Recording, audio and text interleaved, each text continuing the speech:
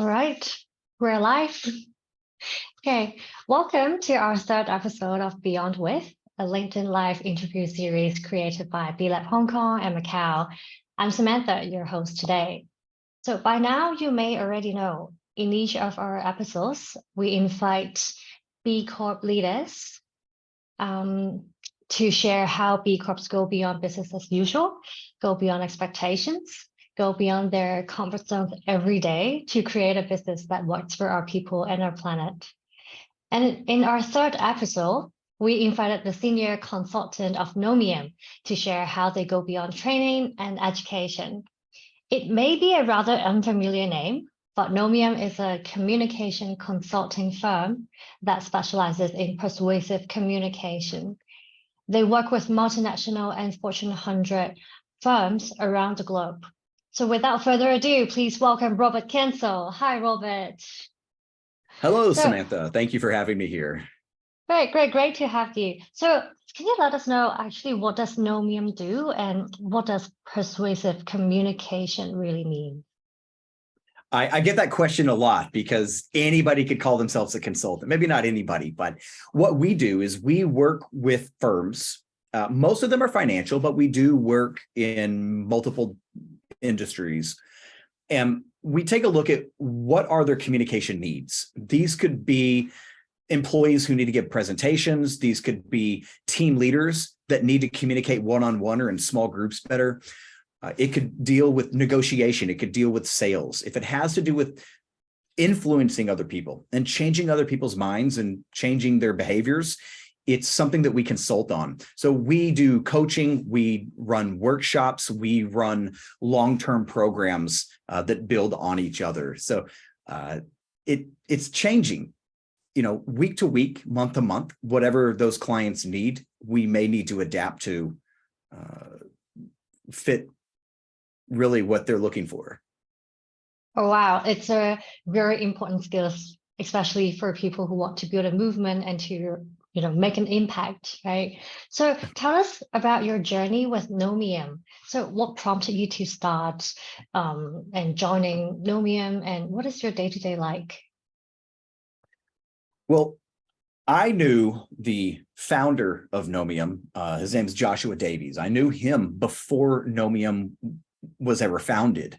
I got my start in education teaching at a university in the United States. And I also got my first taste of consulting in the United States when I was teaching at the university as well. I moved to South Korea one year because I'd never been to Asia. And I was really looking for a gap year between my master's program and going to law school. And one thing turned into another. I quickly got back into university teaching, and I got back into consulting and training companies around Asia. So over time, I was looking for a full-time training and consulting position. And when Joshua opened what's now Knowmium, I decided to join on with him. And for me, there's a bit of business, but there's also still that element of education where after an hour or 2 hours, or especially a full day, we make real changes in people's communication styles. And so that's a very rewarding thing to see day to day. Well, that's really impressive. Can you share more about how you change people's communication styles? Because it sounds amazing. Absolutely. So most of the time, there's been business research or case studies that show what works for other people or what works for other companies. So if we took a particular topic, let's just go with presentation.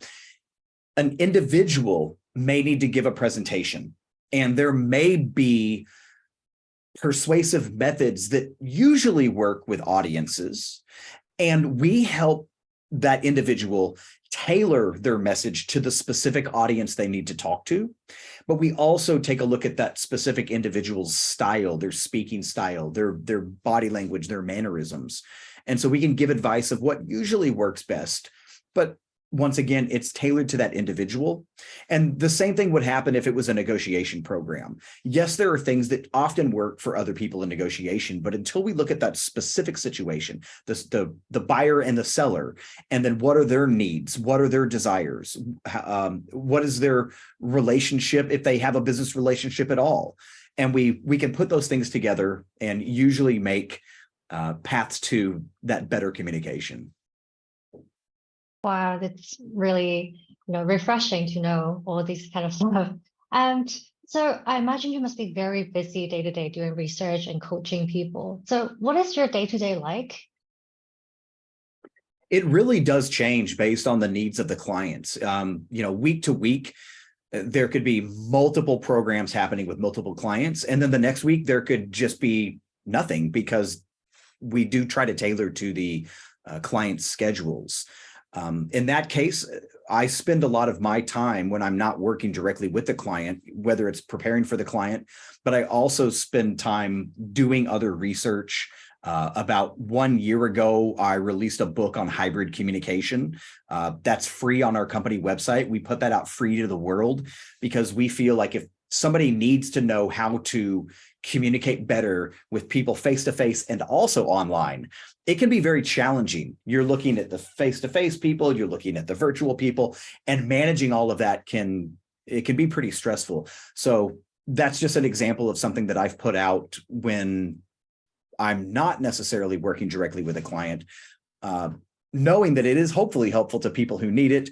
And once again, a client or a potential client might see that and then be interested in having a longer conversation with us.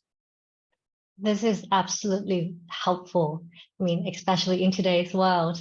And so it's a lot of work from what I hear, but how do you keep motivating yourself every day to go beyond business as usual? Honestly, so I'll give you two answers for that one. First, I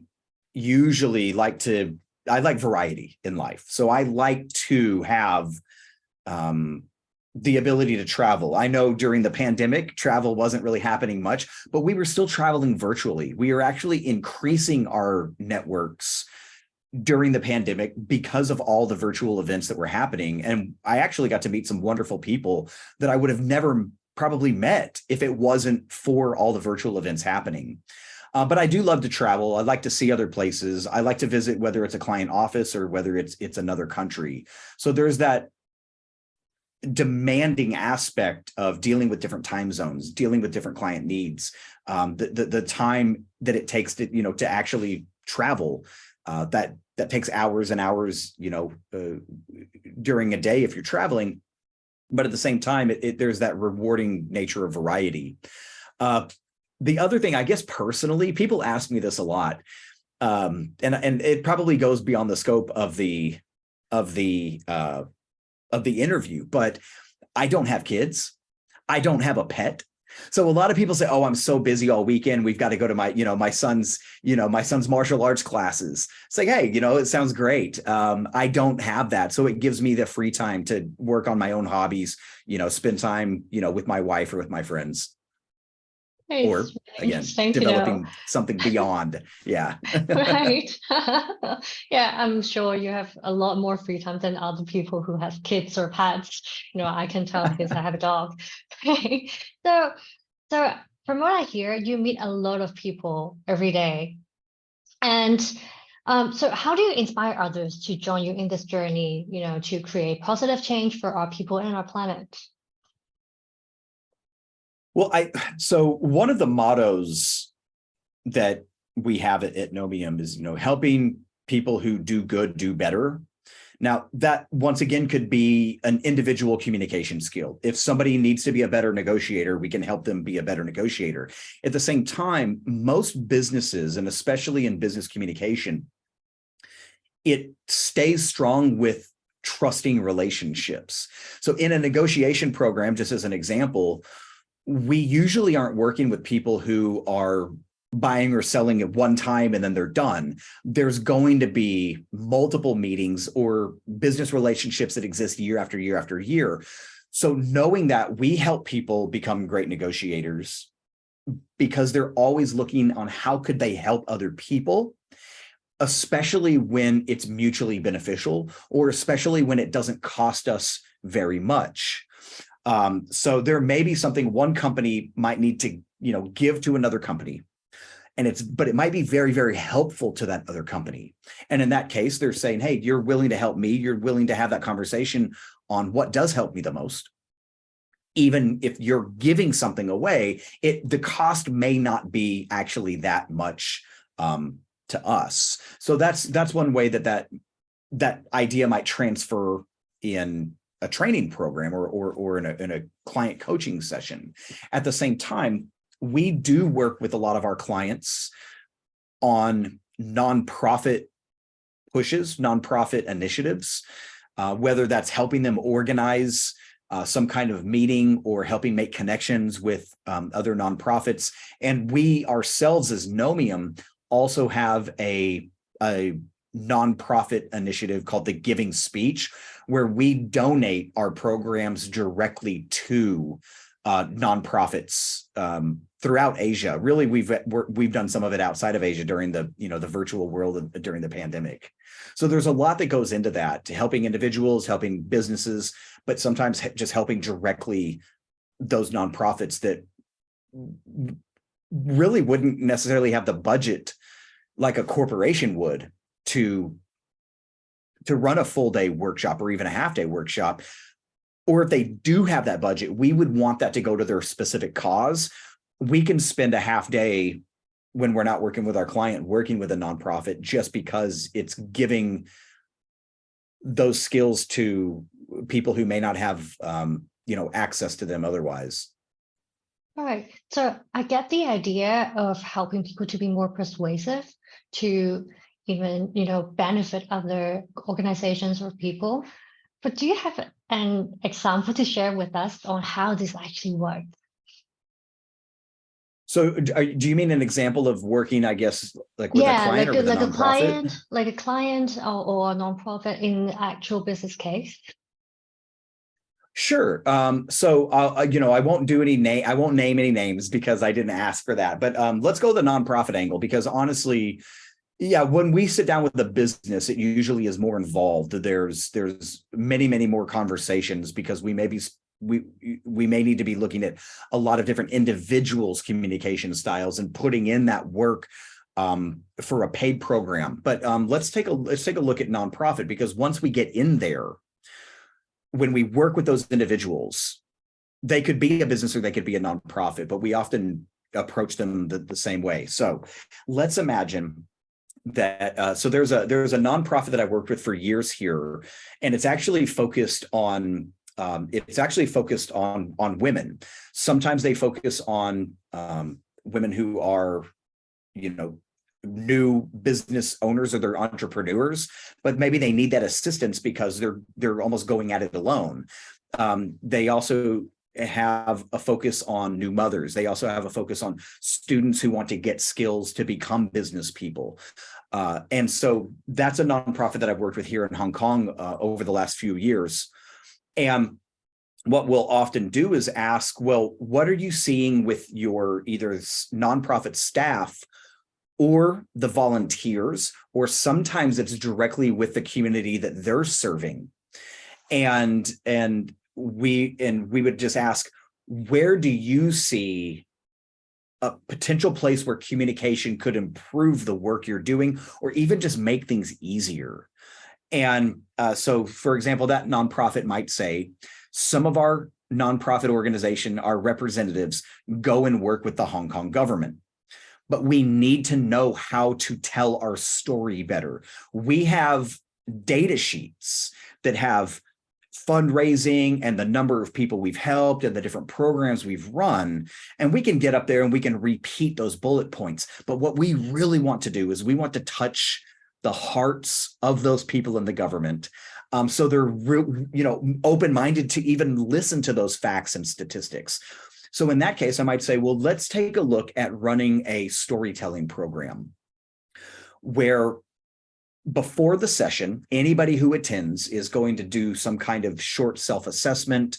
Maybe there's some short reading to get their minds ready to simply dive into business storytelling and what it is. And I say business storytelling, but it could be nonprofit storytelling, professional storytelling, I should say. So then when we get into that workshop, we have people give sample stories. Maybe they prepared a 2 or 3 minute story. Maybe they share that with the whole room. They may be just sharing that in small groups.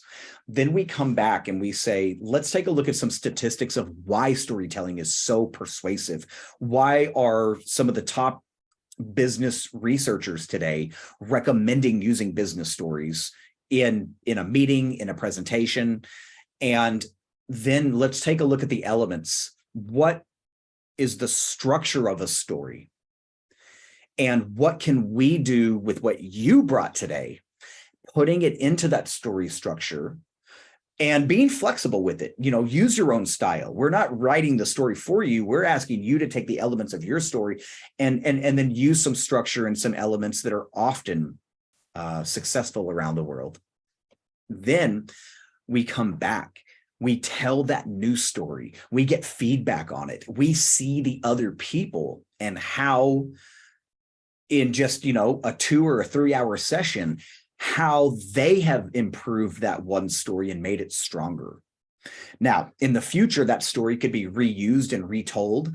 It could be, we could continue to develop it. But the key thing is that once people know what elements of storytelling work, they can then go and use that element with any new story, with any new audience. They could go from the Hong Kong government, if they were working with government leaders that day, and the very next week they could go to a hotel that is considering donating funds, and they can still use those same principles that they learned with us and continue to develop them not only on their own, but also with the colleagues that they have that were whether they were in that same session or whether they're just getting feedback from a variety of people.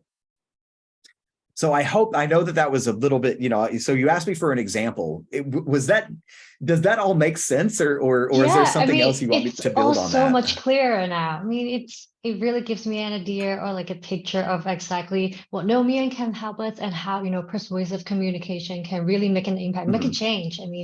It's really important and it's really long term. So I totally get it now. Okay, right, excellent. So, great. So, okay, let's talk about BCorp. So Knowmium became a certified BCorp last year, right? So it's a great achievement and congratulations. And can you share us why did you choose BCorp certification out of all the certifications in the market? And, what's changed after you get certified? So the journey with Knowmium and just working not only with nonprofits, but wanting to get, some kind of recognition for the efforts that we do, it really started even before Knowmium was founded. As I mentioned, the founder, Joshua, and myself, we were both volunteering with nonprofits even before we were based in Hong Kong. I'd actually worked for nonprofits when I lived in the United States. I was an employee of some nonprofits before I got back into university teaching and corporate consulting. So over the years, I had either worked for a nonprofit or I had been volunteering for nonprofits. And then when Knowmium was founded, Joshua and I both said, well, we're individually still doing a lot of this volunteering just with the free, flexible time.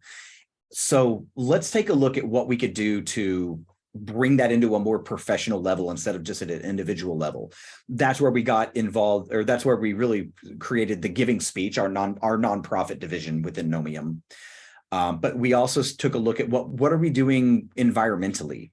We went and we got climate neutral certified.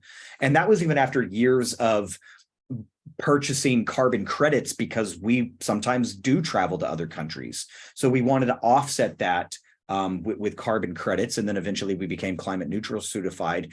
And then we just, found BCorp really. And we said, okay, well, this is good because it's not just environmental. It really aligns with our policies of who we might work with as a client, who we might hire as employees. We want to give, when we became B Corp certified, there was a lot of questions, things like, are people able to work from home? Not only does that, and does that add to an individual's work-life balance, but it also can help in terms of transportation costs, the environmental impact of transportation. We had ethics and belief statements that we had produced for our company years ago, before we even learned about, B Corp. And so we said, B Corp really does align with a lot of what we're already doing. Let's start this process. Let's take the B Corp assessment and see, do we make the cut for being a certified B Corporation? And we're very happy. And so that kind of brings us to where we are today. Oh, it's really great. As you just mentioned, B Corp is not just about, environmental, it's also about policies, how you treat your suppliers and clients and everything. So now that we're talking about B Corp certification, right? And, impact business model is actually a core in the B Corp certification. So I know that a lot of things you're already doing before you get certified, but initially, how did you, kind of design and incorporate this impact business model into Knowmium? Can you share about that?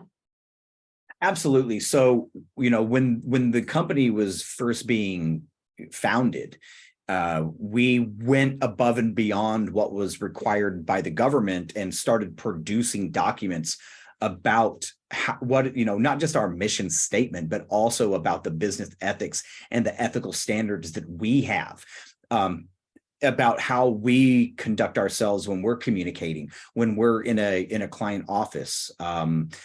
And so that was, I think a lot of that is within what B Corp looks for.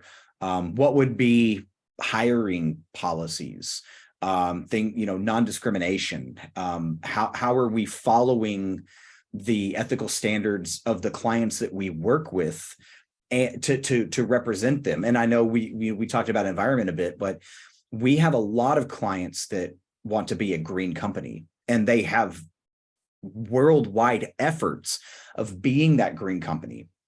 And so when we go to their offices, we consider, what can we do to follow not only what we want to do for environmental sustainment, but also what is that company doing, and bringing in training resources that are either recyclable, or we reuse them, or we just go fully digital. So instead of having a big, thick workbook, well, it's online. We can use PDFs. We can use an app. We can interact with the devices that everybody has already without having to, print a lot or develop a lot of physical materials. So that's always great. A lot of our, I mentioned transportation, especially before the pandemic. There are a lot of times our clients want us in another city, or I guess in Hong Kong, it's not really other cities, but other areas. But then also there are clients that want us in other countries. So we take a look at everything of, purchasing carbon credits, being climate neutral. Also, if we have flexibility on where we're staying, even something like the hotel that we choose to stay at, are they actually taking steps of having, water conservation?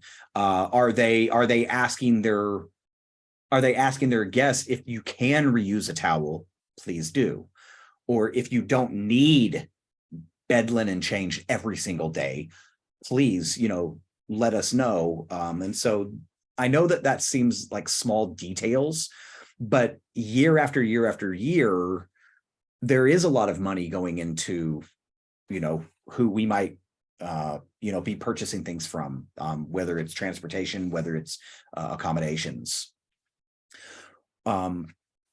We've always had a very fair, I think I say fair, but we've always had a very, I guess, non-discriminatory policy. And I think a lot of that is just because that's who we work for. Most major corporations, global corporations around the world these days, they promote that diversity, they promote that inclusion.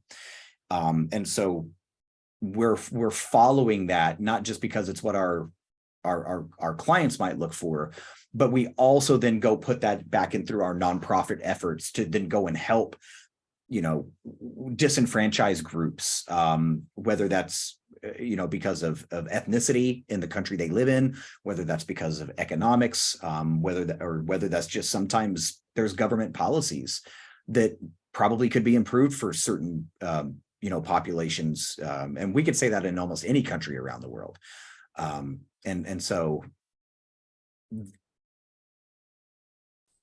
I'm thinking of how do I close this statement. I'm actually thinking, what are the other things that we've done? I actually wrote some down. I didn't want to open my notes, but I was some of my other things I could put in there.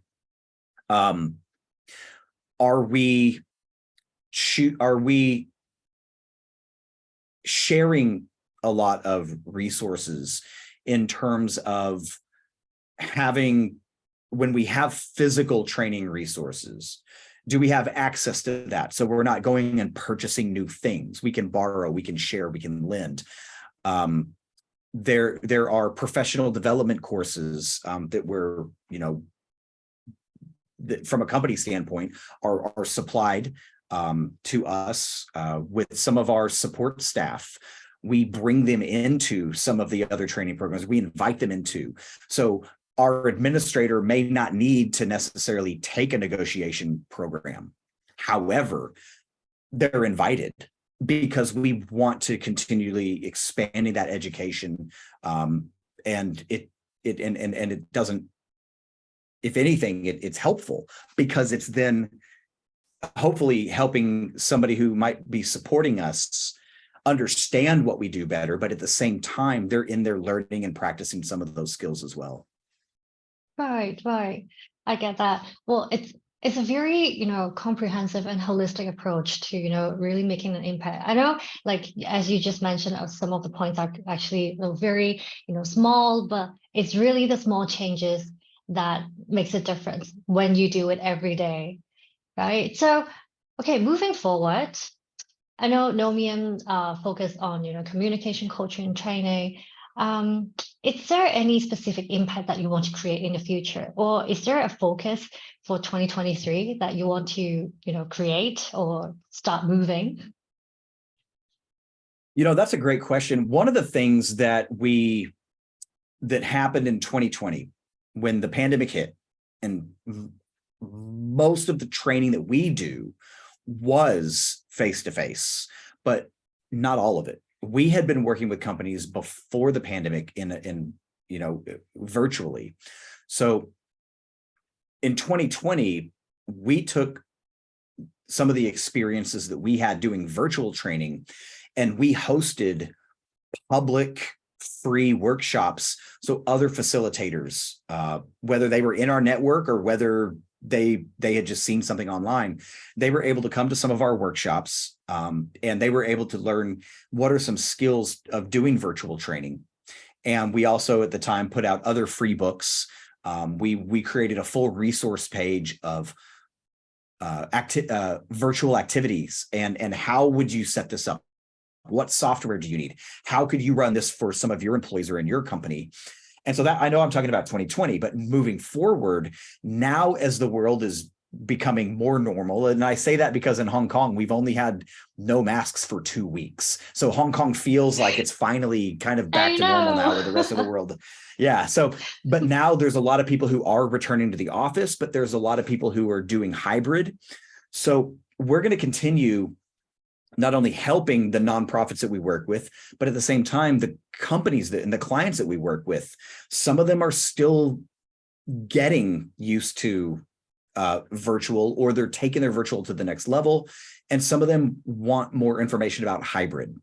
And I think that's going to be impactful in the future, not just because there's hybrid work teams already set up, but if we have the ability to host a training session that is hybrid, that does give people more choice. They could participate when they're at home, or if they were traveling on assignment, and they don't have to spend that time or that money traveling back into the office. But for the people who are in that office, they're obviously going to be able to participate as well if we set it up in that hybrid manner. Personally, I'm doing face-to-face and virtual conferences this year where I'm going and speaking, and it's voluntary. If anything, I often have to pay for it because I have to then go and spend my money or the company money on the actual getting to that conference. But when we're there, we're still there helping other educators and other facilitators who may want to upskill themselves or some of their programs. So that's kind of just been the ongoing push, is what can we do helping the larger community with the experiences that we've had, and even when it isn't in a conference or a nonprofit arena, just that networking, and it is often the reward within itself. All right, it's brilliant. Well, time flies because it's already 6 p.m. So thank you so much, Robert, for sharing with me. And it's been absolutely amazing chatting with you. And, knowing more about how Knowmium go beyond, day in and day out. And so before we say goodbye, is there anything you'd like to share with the wider BCorp community? Well, I'm looking forward to seeing some of them in Hong Kong next week at the cocktail event. That'll be nice to get face to face with people that I've only seen virtually. But also not just for the BCorp community, but really for any professional. I mentioned that we have free resources. Our website really has 3 free books. You to download them, use them, share them. We also have activity guides. We have video series. We have a lot of free educational content on our homepage, and it's not people say, how do you do that for free? Well, we look for clients. We can put out good, helpful educational material to the world. We don't always have to go and sell that book by book.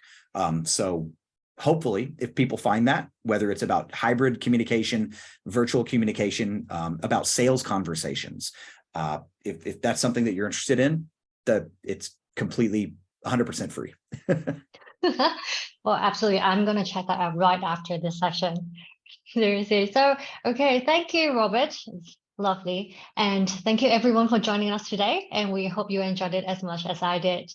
Our next episode will be next Wednesday on the 22nd of March, same time at 5:30.